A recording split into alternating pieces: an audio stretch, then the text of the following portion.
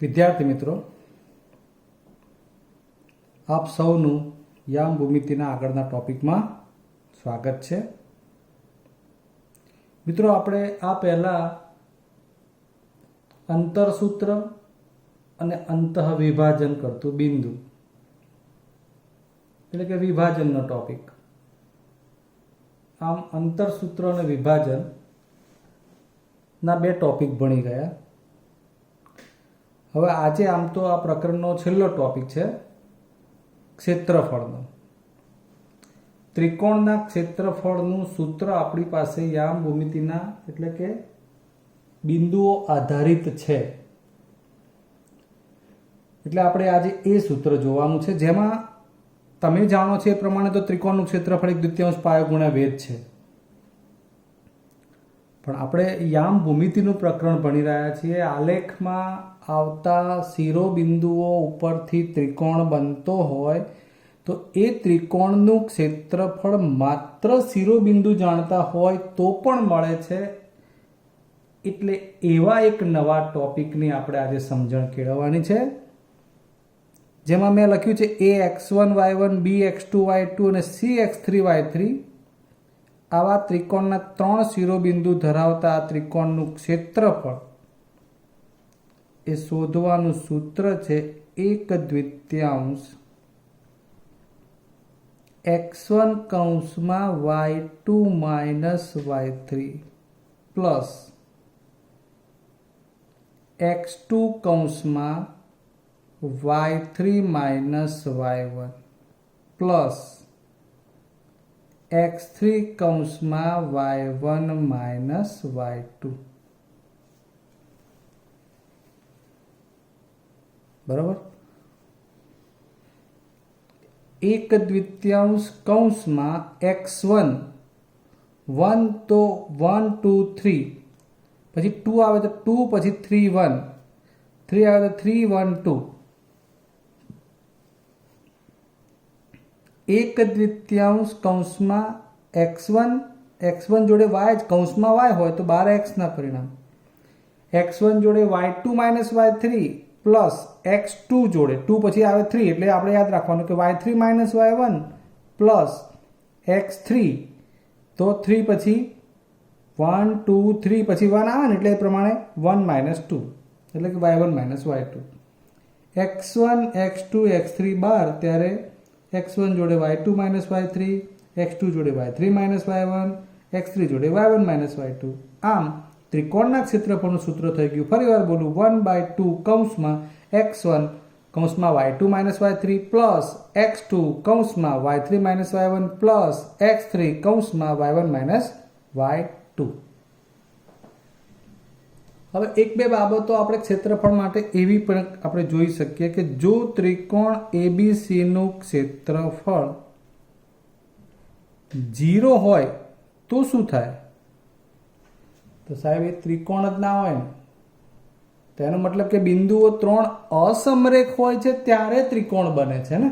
આ 3 અસમરેખ બિંદુઓ તો ત્રિકોણ બને છે, એટલે એનું ક્ષેત્રફળ મળે. પણ ક્ષેત્રફળ જો 0 હોય એનો મતલબ કે ક્ષેત્રફળ નથી મળતું, તો એ વખતે એ 3 બિંદુઓ કેવા હોય? સમરેખ હોય.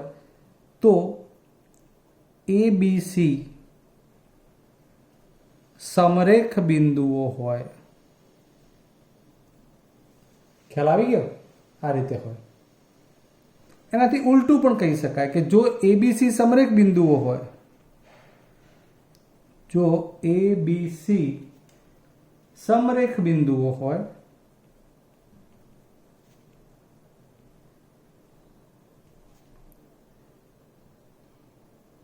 તો ત્રિકોણ એબીસી ન રચે, એટલે કે એનું ક્ષેત્રફળ 0 થાય. ચલો હવે આપણે આ સૂત્ર આધારિત તમારા સ્વાધ્યાય 7.3 માંથી એક્ઝામ્પલ જ શરૂ કરી દઈએ. પ્રશ્ન પહેલામાં બે ટોપિક છે, એમાંનો આપણે બીજો લઈએ. -5 -1 3 -5 5 2. શિરોબિંદુ વાળા ત્રિકોણનું ક્ષેત્રફળ શોધો, આવું પૂછેલું છે.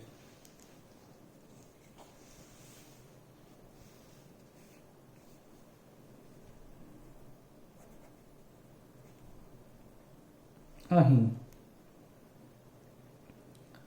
આપણે આમાંથી આને એ લખીએ, આને બી લખીએ અને આને સી લખી દઈએ. મૂળ આપણે x1 x2 x3 y1 y2 y3 લાવવાનો છે. એટલે સીધું લખીએ તો આ x1 y1 થતું હોય એટલે x1 બરાબર આનો અહીંયા આમ લઈએ -5, y1 બરાબર -1,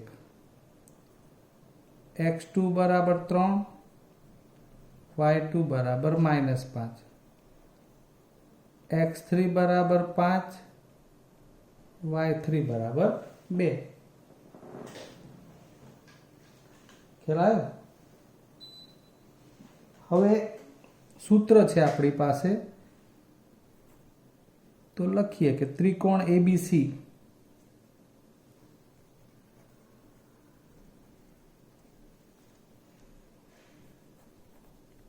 ત્રિકોણ એબીસી નું ક્ષેત્રફળનું સૂત્ર 1/2 x1 કૌંસમાં y2 minus y3 plus x2 કૌંસમાં y3 minus y1 plus x3 કૌંસમાં y1 માઇનસ y2. 1 2 2 3 3 1 ક્રમ આવી જાય છે બરાબર. ધ્યાનથી હવે x1 કેટલા છે? -5, 12 લખો કૌંસની. y2 -5, આ માઇનસ, અને y3 2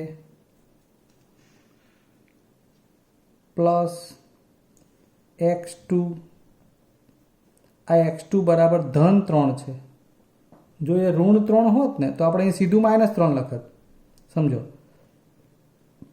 આ x2 -3 હોત તો અહીં સીધું માઇનસ, આના હિસાબે આ પ્લસ છે ને -3 હોય તો સીધું -3 લખત, પણ એ ધન છે એટલે હમણાં એમને y3 2 માઇનસ y1. જુઓ હવે y1 આ સૂત્ર મુજબ માઇનસ મૂક્યું ને y1 ના પાછા -1 ફરી વાર, એટલે આ થઈ જશે પ્લસ. સમજી ગયા? પ્લસ x3 એટલે 5, y1 એટલે -1, પાછું આ માઇનસ, અને y2 એટલે પાછા માઇનસ ફરી વાર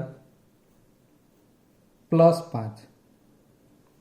આ ગોઠવણ વ્યવસ્થિત થાય એટલે પછી સાદું રૂપનો જ પ્રશ્ન રહે. આ -5 -5 અને -2 એટલે -7, 3, 2 અને 1 3, 5, 5 માંથી 1 જાય 4, 1/2. 5 સીધા -35, 3 તરી 9, 5 ચોક 20, 1/2. -35, 20 ને 9 29.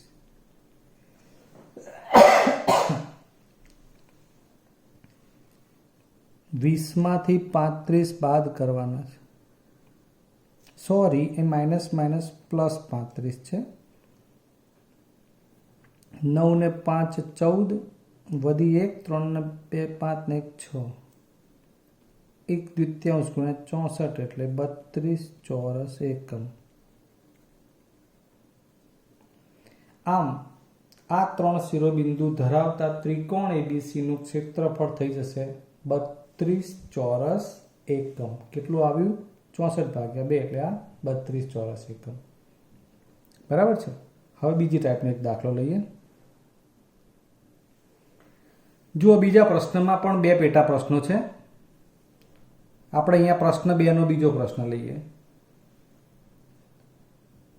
નીચે આપેલા બિંદુઓ સમરેખ હોય તો પ્રત્યેકમાં કે શોધો એવું લખ્યું છે. એટલે આ 1, 2 અને 3 બિંદુમાંથી કોઈ એક જગ્યાએ કે આપેલો હોય. હવે આપણને એમ થાય કે આ સમરેખ બિંદુઓ હોય તો આ શોધો એટલે ઘણું અઘરું પડી જાય આમ તો. પણ આપણે હમણાં જોયું કે ક્ષેત્રફળ 0 હોય તો બિંદુઓ સમરેખ હોય. આપણે આવું જાણીએ. ત્રિકોણનું ક્ષેત્રફળ 0 હોય તો એ બિંદુઓ એક જ રેખામાં હોય, કારણ કે ત્રિકોણ ન રચાતો હોય. એનાથી ઉલટું એનું પ્રતીપ, જો એ બિંદુઓ સમરેખ હોય તો એનો મતલબ કે એના દ્વારા બનતા કાલ્પનિક ત્રિકોણનું ક્ષેત્રફળ 0 હોય. એ બાબતને ધ્યાનમાં લઈને આપણે આ ગણવાનું છે. અહીં A8 1 BK-4 અને C2-5 સમરેખ બિંદુઓ હોય તો તેનાથી રચાતા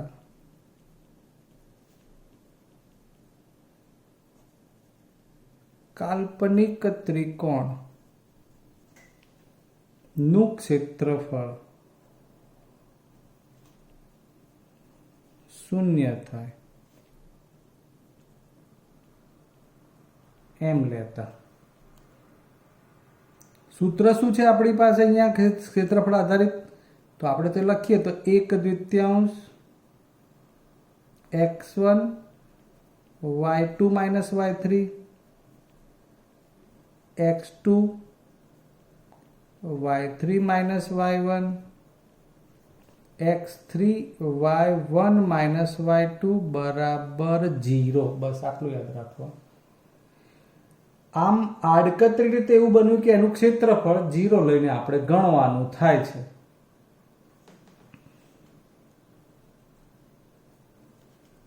ચલો અહીંથી આ x1 થઈશું. x1 x2 x3 x1 એટલે 8 બરાબર. y2 એટલે આ y1 અને આ y2 -4. તમે લખેલું હશે ને તો તમને ખૂબ સરળ પડશે, નહીંતર હું તો તમને ડાયરેક્ટ સમજાવી રહ્યો છું. પછી આ માઇનસ આના હિસાબે લખ્યા. y3 એટલે આ -5 એટલે થશે શું? Minus minus +5. ટોપિક સરળ છે, બહુ યાદ રાખવાનું કે કોમ્પ્લિકેશન નથી આવતા, માત્ર માઇનસ પ્લસનું ધ્યાન રાખવાનું જ વધે છે. પ્લસ x2, x2 તરીકે શું છે? k.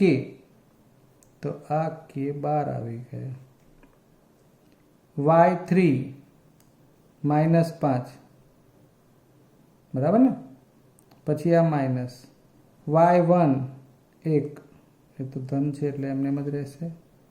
પ્લસ x3 એટલે 2 y1 એટલે આ 1 આ માઇનસ y2 એટલે -4 છે અને પાછા માઇનસ એટલે માઇનસ માઇનસ +4 બરાબર 0 લખી જાઓ. 8 5 માંથી 4 જાય એટલે 1 -5 અને -1 એટલે -6 કે જોડે ગુણાકારમાં વત્તા 2 4 ને 1 5.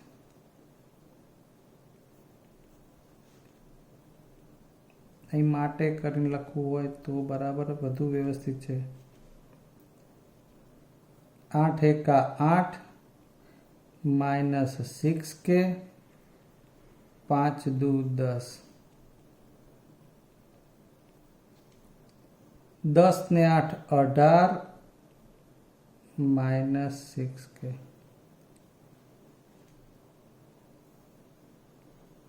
આ 1/2 0 જોડે ગુણી જાય ને, આ 1/2 0 જોડે એટલે 0 થઈ જાય. એટલે વધે શું? 18 - 6k બરાબર 0. આ 6k સામે જાય તો તમારી પદ્ધતિ પ્રમાણે જ લખીએ. હવે k બરાબર શું બને? 18/6 3. એટલે આ એવો દાખલો લીધો કે જેમાં બિંદુઓ સમરેખ છે એવું કહ્યું હોય ત્યારે તમારે એનું ક્ષેત્રફળ બરાબર 0 લઈને ગણવાનું. બરાબર મિત્રો, એવું પણ શક્ય છે કે તમને એમ કહી દીધું હોય કે આ ત્રિકોણના 3 શિરોબિંદુ છે અને એનું ક્ષેત્રફળ 25 છે. સમજો, ક્ષેત્રફળ 25 છે એવું કહ્યું હોય તો તમારે એ 0 ની જગ્યાએ 25 25 25 25 લખવાનું, છેલ્લે એ પ્રમાણે સાદુરૂપ આપવાનું. સમજણ પડે?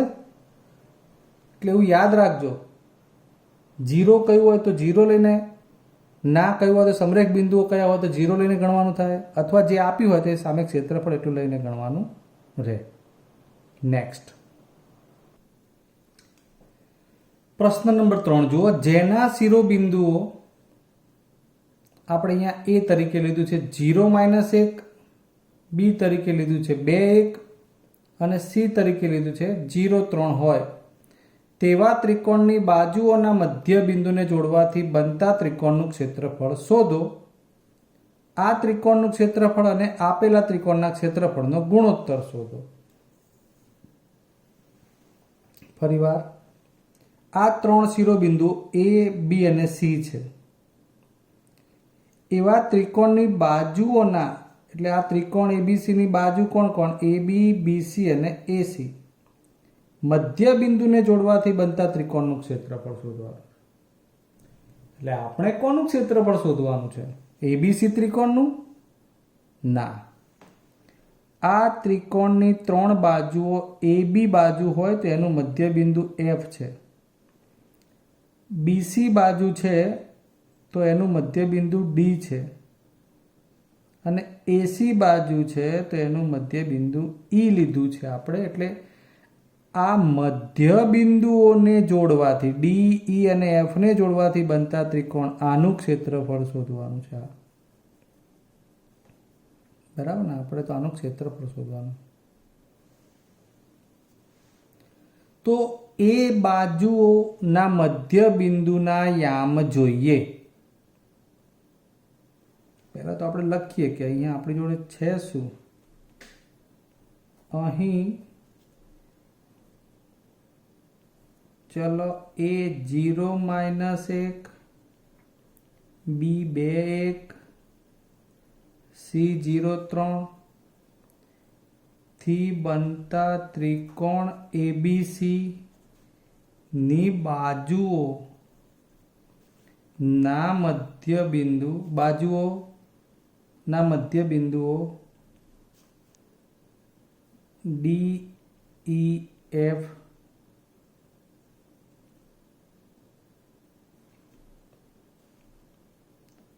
અનુક્રમે, ડી કોની ઉપરનું? બીસી, પછી ઈ એટલે એસી અને એબી. ત્રિકોણની થી બનતા ત્રિકોણ એબીસી ની બાજુઓના મધ્ય બિંદુ ડી, એફ અનુક્રમે એબીસી પર આવેલા છે. આડકતરી રીતે આપણે લખાણ આપી દીધું કે આ 3 ડીઈએફ બિંદુઓ એ જે તે બાજુઓના મધ્ય બિંદુ છે. ટૂંકમાં લખી શકો કે એબીસી ના બાજુઓ, બીસી નું મધ્ય બિંદુ, આનું મધ્ય બિંદુ, આનું મધ્ય બિંદુ આ છે. એ પ્રમાણે જે આવતું હોય. હવે આપણે પહેલા મધ્ય બિંદુના યામ શોધવા છે. તો પહેલું કામ ડી એ, પછી વારે ઘડી નહીં લખો ચાલશે, ડી એ બીસી નું મધ્ય બિંદુ છે. તો તમને ડી ના યામ આવડે હવે. માટે ડી ના યામ આ બે બાજુના મધ્ય બિંદુઓનો સરવાળા, એક્સ યામોનો સરવાળો 2 + 0/2, 1 + 3/2.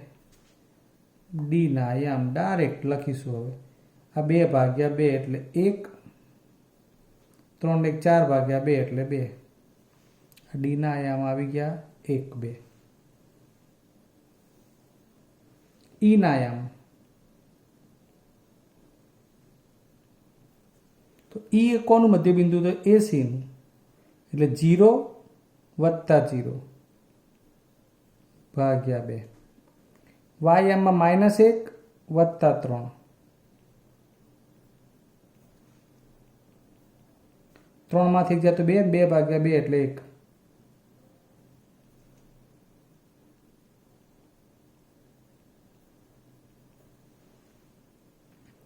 એફના યામ આ રહ્યું એફ, આ 0 અહીંથી 2 હે ને, એ બીનું મધ્ય બિંદુ છે એટલે એનો એક્સ એમ આનો એક્સ એમ 0 + 2/2 વાય એમ -1 + 1/2 0 + 2 એટલે 2/2 એટલે 1 અને આ 1 ઉડી જશે એટલે 0 0 સમથિંગ એટલે 0. આના યામ આવી ગયા 1 0 અને ઈના યામ છે 0 1. ત્રણેયના યામ મળી ગયા.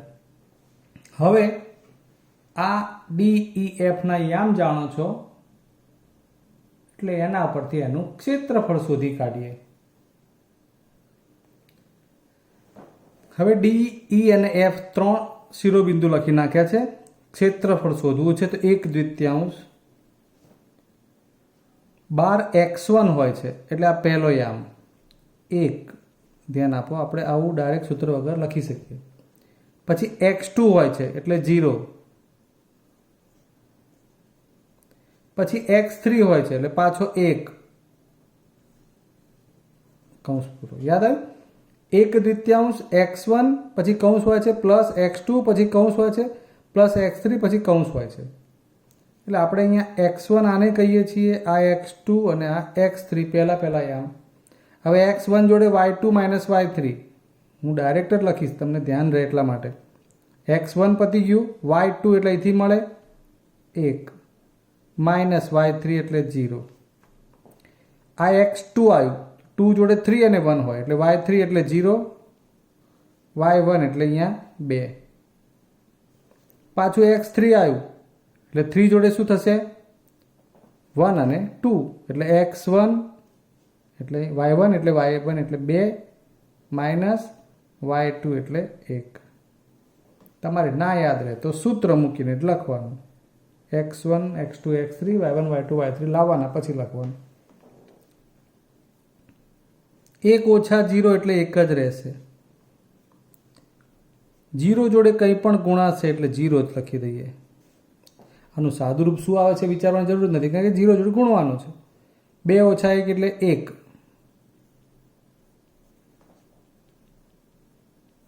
આ 1 1 આ 1 વત્તા 0 અને પાછો 1. 1 વત્તા 1 એટલે 2. 2 ઉડી જાય. આ ત્રિકોણ DEF નું ક્ષેત્રફળ. ચલો, એટલે મધ્ય બિંદુને જોડવાથી બનતા ત્રિકોણનું ક્ષેત્રફળ મળી ગયું. આપણને શું પૂછ્યું છે હજુ? આ ત્રિકોણ અને આપેલો ત્રિકોણ ABC, બરાબર. હવે એ બંનેનો ગુણોત્તર પૂછ્યો છે એટલે પાછું તમારે ત્રિકોણ ABC નું ક્ષેત્રફળ લાવવાનું રહેશે. તો ફરીવાર હું એના આકૃતિ તમને બતાવી દઉં. આપણી પાસે એ બિંદુના યામ 0 - 1 છે, બીના યામ 2 1 છે અને સીના યામ 0 3 છે. ડીના યામ આપણી પાસે હતા 1 2. આ ઈના યામ 0 1, એફના યામ 1 0. હવે ત્રિકોણ ABC નું ક્ષેત્રફળ બરાબર 1/2. હજુ પણ હું આ સૂત્ર વગર જ લખવાનો પ્રયત્ન કરું છું. 1/2 x1 એટલે 0, x2 એટલે અહીંથી 2, x3 એટલે પાછું 0, બરાબર. x1 જોડે y2 - y3 એટલે અહીંથી આ y2 આ y3 1 - 3. ઓકવર્ડ જ પડે છે તમને, હું સમજુ જ છું, કારણ કે તમારે ડાયરેક્ટ સમજવાનું છે. હા ચલો અહીંયા લખી આપવું. આ x1 y1, આ x2 y2, આ x3 y3. એટલે અહીંયા શું આવે એ તમારે યાદ રાખવાનું, એટલા માટે આપણે પ્રેક્ટિસ કરી રહ્યા છીએ. x1 જોડે y2 - y3 એટલે y2 આ y3 પ્લસ x2 હતું તો x2 લખ્યું એટલે x2 ની કિંમત 2. x2 જોડે શું આવશે 3 અને 1 એટલે y3 કેટલા 3 માઇનસ y1 પાછા માઇનસ માઇનસ પ્લસ 1 થશે. પછી x3 એટલે 0, પાછું 1 અને 3 એટલે 2 અને 1 આવશે પાછું અહીંયા. x x1 x2 x3 પછી 1 જોડે શું હોય છે 2 અને 3, 3 અને 1, અને હવે 1 અને 2. તો અહીંથી શોધી કાઢો હવે y1 માઇનસ 1 પાછું માઇનસ અને y2 પાછું આ 0, 0 જોડે કંઈ પણ ગુણ હોય તો 0 જ થવાનું છે. લખો ત્યારે 1/2